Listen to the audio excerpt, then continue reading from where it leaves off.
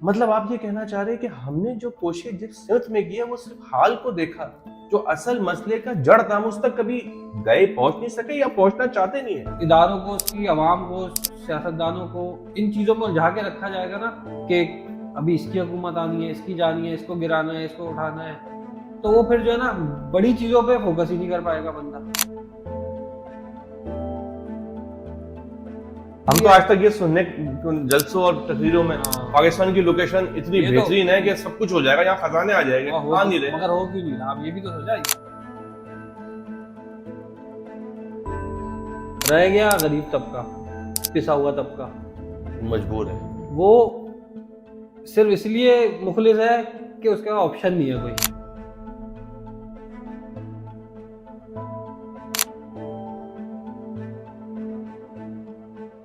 पाकिस्तान का क्या होगा, ये वो सवाल है जो पाकिस्तान बनने से अब तक लोग सोचते हैं, पूछते हैं, लोगों की जबानों में और दिमागों में रहता है। कभी उनको लगता है कि हमें कोई उम्मीद आई है, लेकिन उनको चंद साल बाद पता लगता है ये उम्मीद नहीं, धोखा थी, जहां हम थे हम वहीं खड़े हुए आज भी। इतने बरस गुजरने के बाद भी पाकिस्तान के मसाइल में भी तब्दीली नहीं आई, मसाइल भी वही रहे। इस सिलसिले में आज हम सज्जाद भाई के पास आए। सज्जाद भाई को हमने दावत दी है। सज्जाद भाई हिस्ट्री के स्टूडेंट भी है, बड़ा इन्होंने वक्त गुजारा है पाकिस्तान की हिस्ट्री को स्टडी करने में, उसका मुताला करने में। इनके कॉलम्स भी हम पढ़ते हैं, हम देखते हैं कि ये हर मसाइल को माजी से जोड़ते हैं। तो आज हम इनसे पूछते हैं, सज्जाद भाई पहला सवाल तो मैं आपसे डायरेक्ट यही करूंगा, क्या पाकिस्तान हमेशा ऐसे ही रहेगा? बिस्मिल्लाहिर्रहमानिर्रहीम, अस्सलाम वालेकुम। वालेकुम बहुत अस्सलाम। शुक्रिया, आपने मुझे अपने शो में इनवाइट किया। बाकी जहाँ तक बात रही आपके सवाल की, असल में बात यह है कि माजी जो है ना हमारा, वो बड़ा तारीख है। उसमें देखने को तो बहुत से लोग बहुत सी अचीवमेंट बताते हैं, मगर अगर आप इन डेप्थ उसका मुताला करें, आपके माजी में मेरे ख्याल में क्वेश्चन मार्क्स के अलावा कुछ भी नहीं मिलता। तो हम्म। जब तक आप अपनी माजी को नहीं समझोगे, अपने माजी को छुपाओगे, अपने ऐबों को छुपाओगे, तब तक आप अपनी करंट कोर्स को और आगे के कोर्स को, आगे के पाथ को कैसे ठीक करोगे? आप एक्सेप्ट ही नहीं करने को तैयार कि आपसे गलतियां क्या हुई हैं। आप गलतियां करते हुए आ रहे हो जो वो आज तक आप दोहरा रहे हो। तो तो सज्जाद भाई जो ये बात है सारी। 70 साल में इतने कोशिशें हुई, दानिश्वर आए, सियासी जमातों ने, फौजी डिक्टेटरों ने सब कुछ किया, तो क्या ये उनको नहीं मालूम था? मतलब आप ये कहना चाह रहे हैं कि हमने जो कोशिश जिस सिमत में की है वो सिर्फ हाल को देखा, जो असल मसले का जड़ था हम उस तक कभी गए, पहुंच नहीं सके या पहुंचना चाहते नहीं है। असल में देखें, जो भी सियासतदान आए, हुक्मरान आए, फौजी डिक्टेटर आए, मेरे ख्याल में 50% तो सियासतदानों ने टाइम गुजारा है, बाकी का 50% फौजी डिक्टेटरों ने गुजारा है। तो हर किसी ने ना लॉन्ग टर्म नहीं, अपने शॉर्ट टर्म ऑब्जेक्टिव्स के लिए ही काम किया है। किसी ने पाकिस्तान के मुफाद के लिए प्लानिंग करके, मगर हम ज़्यादा पुराना नहीं जाए, हम अगर 2000s की बात करें तो परवेज़ मुशर्रफ के दौर से ये एरा शुरू होता है। इस एरा में आप बताएं परवेज़ मुशर्रफ ने लॉन्ग टर्म कौन सा काम किया? लॉन्ग टर्म कौन सी उनकी प्लानिंग थी ऐसी जिससे पाकिस्तान को आज फ़ायदा हो रहा हो? या आप बताएं जरदारी ने, नवाज शरीफ ने या इमरान खान ने तीन मतलब चार आप साल में कहते क्या हैं किया? कोई लॉन्ग टर्म, कोई कि बीमारी ऑब्जेक्टिव्स, कोई विजन्स? बीमारी की जो वजह है हम उस तक पहुंचना भी नहीं चाहते, आप ये कह रहे हैं? हर बंदा असल में इस वक्त अपने ज़ाती मफाद, इनफरादी अचीवमेंट्स के लिए, जो भी हुक्मरान आ रहा है पिछले 75 साल से होता है। कायद आज़म मोहम्मद अली जिन्ना का इंतकाल हुआ, उसके बाद लियाकत अली खान को जिन हालात में शहीद किया गया, तो उसके बाद से जो पे दर पे आपकी रिजीम चेंजेस, हुक्मरानों की तब्दीलियाँ होती रही। और जो आता था, अयूब खान आए, याहिया खान आए, हर बंदे ने अपने आप को मुस्तहकम करने का सोचा, ना कि मुल्क को तो मुस्तहकम ऐसे ही करने का। चले, मैं आपसे डायरेक्ट हम इस चीज पर आते हैं कि शायद आवाम जानना चाहती है, आवाम में अब वो ना थर्स जरूर है, लेकिन वो इतने बज़िन हो गए कि अब उन्होंने ये छोड़ ही दिया कि मसले का हल ढूंढूं, ये करूं वो करूं, वो बोले बस मुल्क से जाना है हम। अब तो ये बदकिस्मती से हम इस चौराहे पे आ गए कि हमने अपना घर छोड़ने को तरजीह देना शुरू कर दी, ना कि उसकी आग को बुझाने की। तो आप मुझे बताइए अपने मुताले से कि कौन सी ऐसी हिस्ट्री में, ताकि हमारे ऑडियंस भी समझे सुने, वो हिस्ट्री क्या है? जिस पे हम आज भी इस हमारे मसाइल भी नहीं बदल रहे। मैं अपना सवाल थोड़ा वसी इसलिए कर रहा हूँ कि आप जरा समझे सजाद भाई, मसाइल अगर वक्त के साथ तब्दील होना तो समझ आता है कि अब एक मसला हमने हल किया, अब दूसरा मसला आ गया। हमारे मसाइल भी वही है। तो क्या कहती है हिस्ट्री, जिसमें वो क्या गलतियां हैं, ऐसी क्या अवामिल है इसके पीछे? असल शुरू से में बताइए जरा। इसमें एक मेरा इसमें एक जो है अपना एक टर्म यूज करता हूँ, बाउंडेड रैशनैलिटी। ठीक है। बड़ी अच्छी किसी ने टर्म बनाई। इसका मतलब ये है कहने का कि हर इंसान की जो दिन भर की सोचने समझने की, कोई काम करने की सलाहियत है, लॉन्ग टर्म में शॉर्ट टर्म में होती है, उसको आप किसी चीज़ से जब बाउंड कर दोगे ना, तो उसकी जो रैशनैलिटी है ना वो फिर बाउंड हो जाएगी। वो फिर जो है ना, अब मिसाल के तौर पे अगर मेरे घर में लाइट नहीं आ रही है, तो मेरा फोकस जो है ना, दिन में 11 घंटे लाइट जा रही है, 10 घंटे, तो मेरे दिमाग में बैक ऑफ द माइंड ये प्रॉब्लम चलती कि रहेगी लाइट कि कब आएगी, तो कब मैं जाएगी। कुछ और काम कर ही हाँ, नहीं सकूंगा।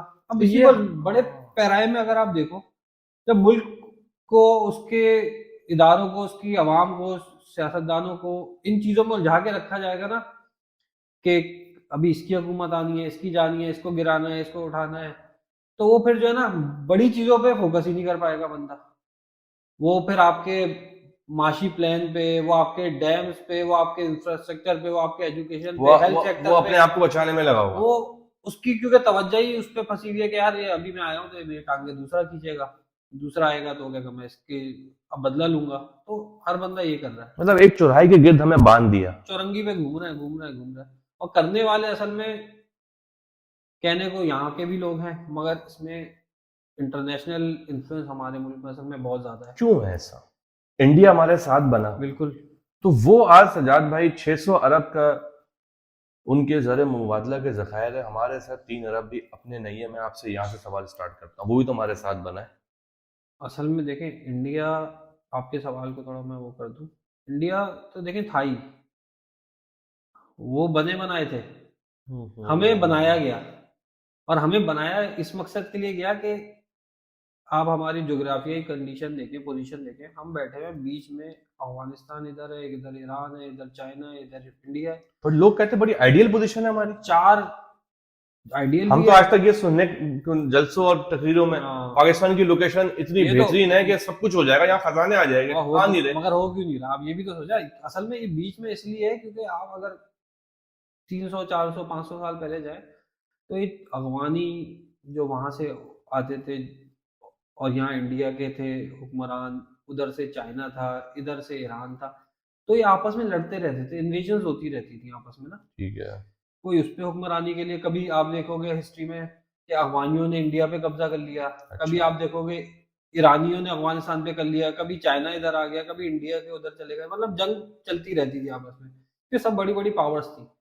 तो गोरों ने हल निकाला कि एक बफर जोन बीच में आप बना दो, बफर स्टेट बना दो आप, उधर से बैठ के आप चारों रीजन्स के चारों पावर्स को कंट्रोल करो, और इस रीजन को कभी इतना स्ट्रांग नहीं होने दो कि ये हमें बोले कि नहीं हम अपने हिसाब से अपने फैसले करेंगे और आपके बात नहीं मानेंगे, हम अपनी चलाएंगे। तो मतलब आप ये कह रहे हैं पाकिस्तान सिर्फ एक दूसरे मुल्कों के आपस में लड़ाई को रोकने का या उन पर कंट्रोल जमे रहने का एक छोटा सा हथियार था बस? ऐसा ही है, क्योंकि आप इसको देखें ना कि आज तक पाकिस्तान इंडिया है बराबर में, अफगानिस्तान है, ईरान है, चाइना को आप कह लो कि वो कहता है आपका दोस्त है, उनके कुछ एहसानात भी हैं, मगर दोस्ती टू वे होती है ना। दोस्ती ऐसी तो नहीं होती वन वे। चाइना भी आपसे कब तक दोस्तियां निभाएगा जब आप उनको लिए कुछ कर नहीं सकते? क्यों नहीं कर सकते? वो भी आपके इसी बात में उसका जवाब भी है। तो भाई इस मुल्क को बनाया ही इसलिए गया है कि रीजन को कंट्रोल किया जाए। अफगानिस्तान का कभी थ्रेट है, कभी ईरान का थ्रेट है, कभी इंडिया, तो हर मुल्क को आपस में एक तो दूर दूर भी रखा जाए और यहाँ से बैठ के सबको देखा भी जाए कि कौन क्या कर रहा है, और पैसा भी सारा उन्हीं का है। जाद भाई, ये तो फिर वही बात, आपकी बातों में ही जवाब मिल रहा है मुझे इस चीज का कि फिर तो हम सही है कि हमारे मसाइल हमेशा, क्योंकि हमारे मसाइल पे कोई तवज्जो है ही नहीं ना, हमें कभी होने दिया जाएगा। आपकी बातों से मुझे लगता है ये हम बॉन्ड ही बोलते ना, बॉन्ड जिस तरह इंसान हो रहा है, हमारी बॉन्ड में ये अपब्रिंगिंग भी ऐसी हो गई, फिर बदकिस्मती से जो लोग मिले वो भी, आप ये कह रहे हैं अपनी बातों से, वो भी फिर उनके हाथों ही कंट्रोल हो गए। जाहिर सी बात है, जब आप बताएं कि मैं आपके घर में राशन पानी डालता हूँ तो आप मुझसे सवाल करोगे कि यार आया तू था कौन ना है? एक सजाद भाई, आया था ना अभी कुछ दिनों पहले एक, जिसने मेन जलसों के बीच में एक मुल्क को ललकारा, फिर देखिए उसके साथ क्या हुआ। वही है, ऐसा ही हुआ। और उससे पहले भुट्टो ने 17 में भी किया था भुट्टो ने। यूएन में फाड़ा था ना। हाँ अभी आप देख लो, ये उसने उसने तो फाड़ा ही नहीं, उसने दिखाया, उसने फाड़ा तो उसे लटका दिया। ये फाड़ता अगर तो शायद ये भी लटके हुए होते। लेकिन सजाद भाई जो आवाम है वो ये हमारी बातें बदकिस्मती से सुन के उनको मायूसी तो हो रही होगी, लेकिन सजाद भाई जिस बंदे ने यहाँ पे जिंदगी गुजारी, अपने आबाओ अजदाद को जहाँ से जाते हुए देखा, रुखसत हो गए, जनरेशन आ रही है, वो क्या करे फिर? वो एक बफर स्टेट के छोटे से शहर में, छोटी सी गली में, उनकी मतलब क्या होगा फिर उनके साथ? फिर वो सही कर रहे हैं क्या यहाँ से जाके सारे? देखें, इंफरादी तौर पे तो हर इंसान को हक है ना कि वो अपनी बेहतरी का सोचे, अपनी बिल्कुल ऐसी है। वेलबींग का सोचे। तो इंफरादी तौर पे तो मैं बोलूंगा बिल्कुल बहुत अच्छा कर रहे हैं। क्या अगर क्या हम इससे निकल नहीं सकते? निकलने का हल तो यही है कि देखिए, अब मैं बोलूं कि आप ऐसा कर लो, वैसा कर हाँ, लो, ये हम कर देखिए लो, हमारे ये ना 75 साल से ही वो लॉलीपॉप लो ही दे हो रहा है रहा हर है। कोई। हमारे शो में हम चाहते सयाद भाई खुली बिड़ुली बात करें। लॉलीपॉप देने का भी, ये कल परसों कोई कराची में कोई आर्ट्स और लिटरेचर का बड़ा कोई सेमिनार था, फोरम था, उधर भी यही लॉलीपॉप बड़े बड़े साफी और वो दे रहे थे कि ऐसा करें तो वैसा करें, तो ये होगा वो। इससे कुछ नहीं हो रहा, कुछ नहीं हो रहा। हो रहा होता तो आप 75 साल से दे रहे हो ना। आपके अब्बा भी साफी थे, आपके दादा भी साफी थे, वो भी ये लॉलीपॉप दे रहे थे, आप भी यही दे रहे हो। तो उससे क्या हुआ? आपका बस कंटेंट बिक रहा है, ऐसे थोड़ी मुल्क का कोई फायदा होना है। तो सयाद भाई आप क्या कहेंगे? हिस्ट्री गुजर गई, देखिए, हम हिस्ट्री को तब्दील नहीं कर सकते, हम क्या करें आज? एक 10-12 साल पुरानी बात है, एक इस्लामिक वर्ल्ड में अरब स्प्रिंग आया था, जिसमें टूनीशिया जैसे छोटे मुल्क से शुरू हुआ, फिर वो मिस्र में और शाम में बहुत सारे मुल्कों में वो गया। तो वहाँ पे जो जो हुकूमतें ऐसी थी ना, जिनका झुकाव वेस्ट की तरफ था, या जो डिक्टेटरशिप थी, उनके तख्ते उल्टे गए। जैसे इजिप्ट का तख्ता उल्टा गया, वहाँ पे एक अवामी हुकूमत आई। इजिप्ट में बिल्कुल। और हुस्नी मुबारक वहाँ बैठा हुआ था कोई 30-35-40 साल से डिक्टेटर उनके, बहुत बड़ी अरसा होता है 35-40 साल। तो अवाम जब खुद रियलाइज किया ना, अवाम ने कि हम तख्ता उलट सकते हैं, हम में कुछ, हम हैं कुछ, कि 35-40 साल आप सोचो, हम पे तो 5-10 साल से ज्यादा कोई हुकूमत नहीं करता, मगर हमें क्या लगता है, हम कुछ नहीं कर कुछ सकते, नहीं कर सकते। हम महकूम हैं बेसिकली, हम पिसे हुए लोग हैं, हम ये समझते हैं ना कि हम कीड़े क्योंकि मकोड़े आप हैं। वाली बात, वो बाउंडेड रैशनैलिटी में ऐसा हम फंस गए हाँ, कि हमें बिजली, पानी, गैस, अपने अपने सिक्योरिटी से बढ़ के कुछ चीजें कुछ है ही नहीं नहीं हमें। वो ये है कि हम चूटियों की तरह रींग रहे हैं, और जो है हमारे जो लोग हैं वो बेचारे इतने ज्यादा सप्रेस हो चुके हैं कि उन्हें लगता है कुछ करना। मगर इजिप्ट की दूसरी तरफ मैं आपको पॉजिटिव वे में मिसाल दे रहा हूँ कि वो अरब स्प्रिंग असल में आया था, उसका मकसद तो कुछ और था, अमेरिका का ही वो एक लॉन्च प्रोजेक्ट था, मगर उसमें बहुत सारे मुल्कों में फैल गया, और उसमें हुआ ये कि उनके अपना एक जो पपेट बैठा हुआ था इजिप्ट में, वो ही गिर गया। तो उससे आवाम को ताकत का अंदाजा हुआ। वो अलग बात है, 1-1.5 साल बाद अमेरिका ने फिर से वहां के एक फौजी डिक्टेटर के थ्रू उसको, वहां की पॉपुलर किया। हुकूमत को खारिज कर दिया। सजाद भाई मेरा आपसे इस पे एक ज़ेली सवाल है। आवाम, मैंने देखा है हमारी आवाम में जो एक पोलराइजेशन आजकल हो गई है, क्या आपको लगता नहीं है कि माजी के कुछ हुक्मरानों ने और कुछ पॉपुलर ग्रुप्स ने आवाम में भी शऊर तो बहुत पैदा किया? मैं शऊर से तो डिसएग्री करता नहीं, मसाइल को आज अवाम में मसाइल वहीं खड़े, लेकिन जितना अवाम में शऊर है पहले कभी नहीं था। इसमें कुछ बिल्कुल। माजी के कुछ लीडर्स और पॉपुलर ग्रुप्स की एग्जांपल मैं देता हूँ, उन्होंने किया है। लेकिन सजाद भाई जो पोलराइजेशन लोगों में आज घरों के अंदर आप देखें, बाप बेटा बीवी शौहर में सियासी डिफरेंसेस इस हद तक फैल गए कि वो एक दूसरे से लड़ाइयाँ हो रही है, फिर गली मोहल्लों में पॉलिटिकल पार्टियों के दरमियान। आपको नहीं लगता ये भी कोई कड़ी है उस चीज की कि अवाम को कभी मुत्तहद, हम लोग इश्यूज पे भी मुत्तहद नहीं होते? पिछली दौरे हुकूमत में अमेरिका, वो मैं माजरत है, वो इंडिया का कोई जहाज हमारे यहाँ आया था, मैं शायद सन बोल रहा हूँ, उस पे ना पार्लियामेंट में वो एक वो सेशन रखा गया कि हम उसकी मजम्मत और उसके लिए एक्शन प्लान देंगे। मुझे बड़ा अफसोस हुआ, मैं वो जो मुझे जो मैंने वो इजलास देखा कि वहां पे भी हमारे सियासी और हुक्मरानों में और इतनी कशीदगी थी कि उन्होंने उस मौजू पे भी एक साथ बैठना गवारा नहीं किया। इस बारे में सज्जाद भाई क्या कहेंगे? आप जो बात कर रहे हैं अवाम की ताकत तो तब आएगी जब ये मुट्ठी होगी। अवाम तो आज, पहले हम बोलते थे सिंधी बलोची वो पठान अलग है, अब तो वो छोड़े, अब तो सियासी जमातों ने इतना पोलराइज कर दिया, भाई भाई तो फड्डा कर रहा है। असल में मुत्तहद होने को एक चिंगारी भी चाहिए होती है, और इंतशार फैलाने के लिए और तोड़ने के लिए हजार रीजन आपने खुद बताए अभी इतने सारे। असल में बात यह है ना कि जब इतना बड़ा मैस क्रिएट हो गया है एक मुल्क में, तो हर बंदा एक दूसरे बदजन है, किसी को किसी पे भरोसा नहीं पैदा हो रहा। भाई भाई पे भरोसा, अब देखें ना, मामला ऐसे हो गए कि लोग घरों में सगा सगा का नहीं है, तो अब वो क्या है, क्योंकि सोसाइटी एक जो है ना जंजाल में फंस चुकी है बेसिकली। और इसका हल कोई आम सा हल नहीं है कि आप बोलोगे ऐसा हो जाए वैसा, इसका हल एक खूनी इनकलाब है। इसके अलावा अगर आप मुझसे पूछें कि पाकिस्तान ऐसे निकल जाए, मेरे पास कोई फॉर्मूला नहीं है। सज्जाद भाई, बड़ी माजरत है, मेरे पास कोई फॉर्मूला नहीं। सज्जाद भाई, पेट में रोटी नहीं है, घर में बिजली नहीं है, सड़कों का ये हाल है कि लोगों को रोनते हुए लोग जा रहे, आप बोले खूनी इनकलाब। क्या आपको लगता है इस कौम में वो सकत अब बाकी है कि वो खूनी इनकलाब लाएगी? आप खुद बताओ मेरे भाई, जब पेट में खाना नहीं है, नौकरी नहीं है, सेफ्टी नहीं है, जब इतना जुल्म हो रहा है, तो उसके बाद खून बहाने के अलावा बचा है कुछ? आप खुद बताओ।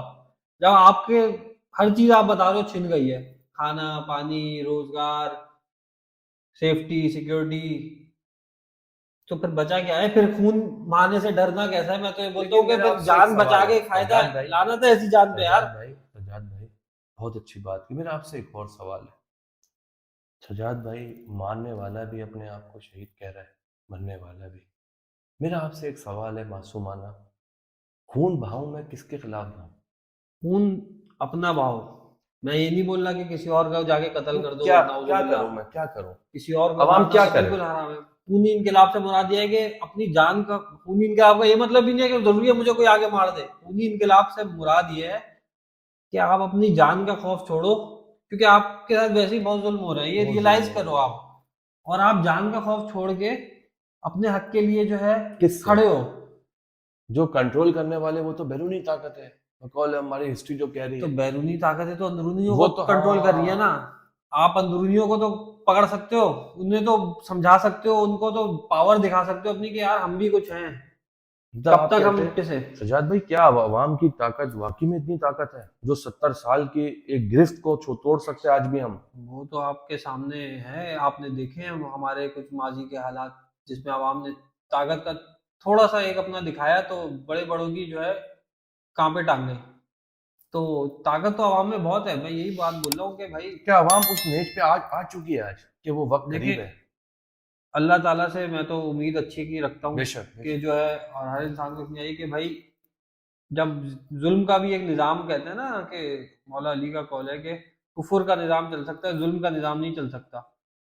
तो वो कुफर के निज़ाम तो चलो चल रहे हैं, वहाँ बाहर हर जगह चल रहे हैं, मगर यहाँ जो जुल्म का निज़ाम है ना, ये कुफर के निज़ाम से ही बदतर है। बहुत बदतर है सजाद और भाई। ये एक अल्लाह ताला भी एक हद तक, बड़े फिरौन आया, नमरूद आया, कारून आया, वो कितने साल हुकूमत कर गए? आप बताओ ना। फिरौन बोलता था कि मैं तो सजाद खुदा भाई, हूँ। बड़े से बड़े हुक्मरान जो अपने आप को कहते थे आज जमीन के अंदर है, बिल्कुल।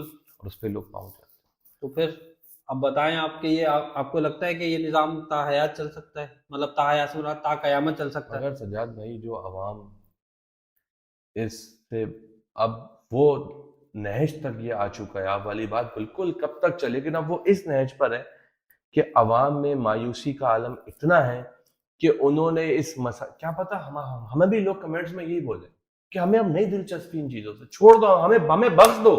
अब लोग ये कहते हैं, वो सजाद भाई जो लोग जा रहे हैं, छोड़ छोड़ के जा रहे हैं, ये अगर लहर सजाद भाई इसी तरह चली रही तो अगले 5 साल बाद तो हमारे पास इस मुल्क में क्या होगा? सब दानिश्वर, सब पैसे वाले, देखिए दिमाग सब चलेगा। वो तो देखिए, पैसे वाला दानिश्वर तो वैसे ही, देखिए माफ करे बड़ा सब जुमला है, वो वैसे ही इस मुल्क से मुखलिस नहीं है। नहीं है वो अपनी जात से ही मुखलिस होता है। तो कौन और है मुखलिस? क्योंकि उसको भी दिखता है ना मुल्क ने उसको क्या दिया है।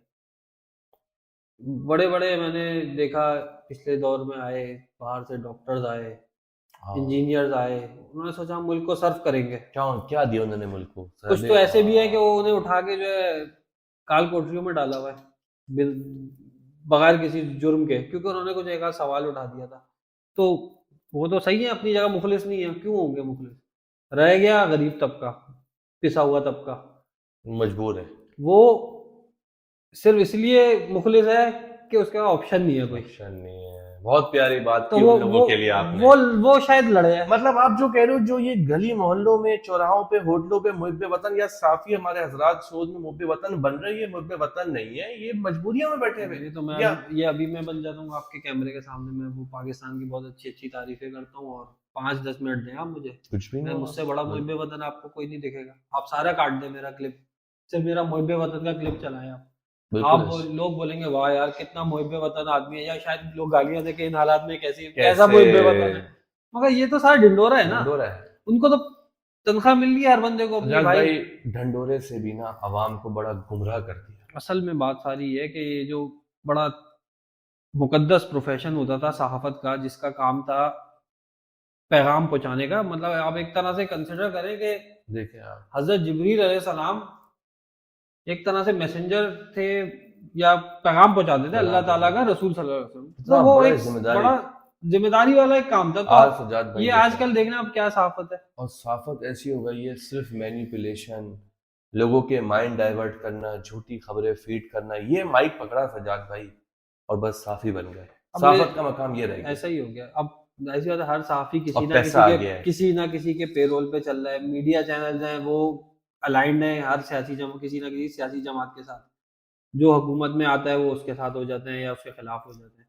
अवाम को वो दिखाया जा रहा है जो उन तक पहुंचाना है। बिल्कुल। अब ऐसे में आप हमारा ही कुछ एक थोड़ा बहुत प्लेटफॉर्म बचा है सोशल मीडिया का, कब तक बचा ये भी नहीं पता। ये भी नहीं पता। अभी आपने देखा पिछले हफ्तों पाबंदी लग गई रात में दिन में, तो वो एक ये प्लेटफॉर्म है जिसके ऐसे अल्लाह का शुक्र है, एक प्लेटफॉर्म गोरों ने हमें बहुत बुराइयां दी, मगर प्लेटफॉर्म इस प्लेटफॉर्म में जितनी बुराइयों, ये अच्छाई थी कि यहाँ पे कम से कम लोगों में बोलने समझने की आवाज तो लोगों तक पहुंचा रहे, और लोगों को समझ भी सुन भी रहे लोग हमारे पैगाम। आप मिट्टी हो, तरपालगर हो, टंडो आदम हो, हब हो, कहीं भी हो, गांव देहात में बैठा बंदा सुन रहा है हमें, बस सजाद भाई शऊर तो आ रहा है, शऊर आ रहा है। तो यही पहली सीढ़ी है उस इनकलाब की जो मैं आपसे बात कर रहा हूँ, कि जिस दिन मैं शऊर के पहली सीढ़ी पे चढ़ गया, तो अगली सीढ़ी फिर जो है आवाज उठाने की है। और पहली सीढ़ी हम चढ़ चुके, शऊर की सीढ़ी पे आ चुके हैं, शऊर सीढ़ी पे आ चुके, और आवाज उठाने की सीढ़ी पे भी आप एक पैर रख चुके, दूसरा पैर जब रख दोगे ना, तो फिर आपका अगला पैर जाएगा हक मांगने की सीढ़ी पे, और वो आखिरी स्टेप होगा फिर। और ये बड़े सगीर की सजाद भाई जो रिवायत और जो तारीख है कि मैं देखता हूँ इसमें जो एक महकूम वाला जो कल्चर और एक सोच फीड कर दी गई है ना, वो भी किसी हद तक हम उम्मीद की बात करते हैं कि वो भी अब लोगों ने थोड़ी थोड़ी उससे बाहर निकलना शुरू हुआ है। बिल्कुल, उसमें भी शऊर का बड़ा रोल है।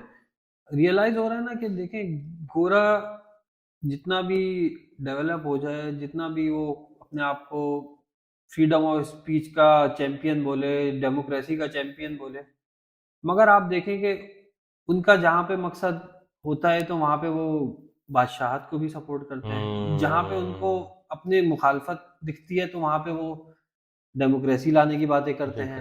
इसी तरह आप करंट मसले पे फलस्तीन, और जहाँ पे उनको वो होता है वो डिक्टेटर को भी सपोर्ट करते हैं। डिक्टेटर देख लेना आप, अब जितने भी मिडिल ईस्टर्न कंट्रीज हैं, आज इजराइल फलस्तीन का मसला है, सब चुप क्यों बैठे हैं? उन्होंने बिठा दिया हर बहरीन, कतर, यूएई, सऊदी अरब, ओमान, कुवैत और कितने ही, मेरे ख्याल में 10-12 मुल्क तो हैं, 7-8 तो मैं गिनवा गया, इन सब में एक एक खानदान बिठा दिया ब्रिटिश और अमेरिकी राज ने 19th सेंचुरी के स्टार्ट में, ताकि इजी हो गया ना। अब आपकी पूरी सोसाइटी है, इसमें हर कोई खलीफा है, एक इन्फ्लुएंशियल आदमी को मैं पकड़ के जो है बिठा दूं, बोलूं भाई तू बैठ और मैं तुझे पीछे सपोर्ट, मेरा कंट्रोल पूरी सोसाइटी पे आ गया, और तू मार कूट जो कर, मैं तुझे सपोर्ट, कोई अगर तेरे खिलाफ उठेगा ना, मैं उसको गायब करवा दूंगा, मैं उसको दबाऊंगा।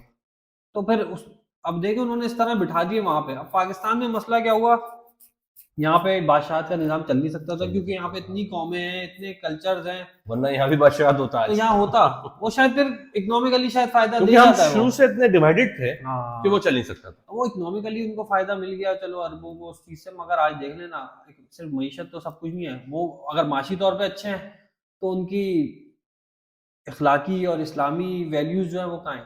बहुत- वो आज जुल्म होता देख रहे हैं और वो सहूलतकार बने हुए हैं। तो वो अब यहाँ पे इस तरह से हमारा दूसरा निज़ाम बिठा दिया गया, जिसको आप एक हाइब्रिड निज़ाम कह लो आज की टर्मिनोलॉजी में, तो वो चला रहे हैं वो।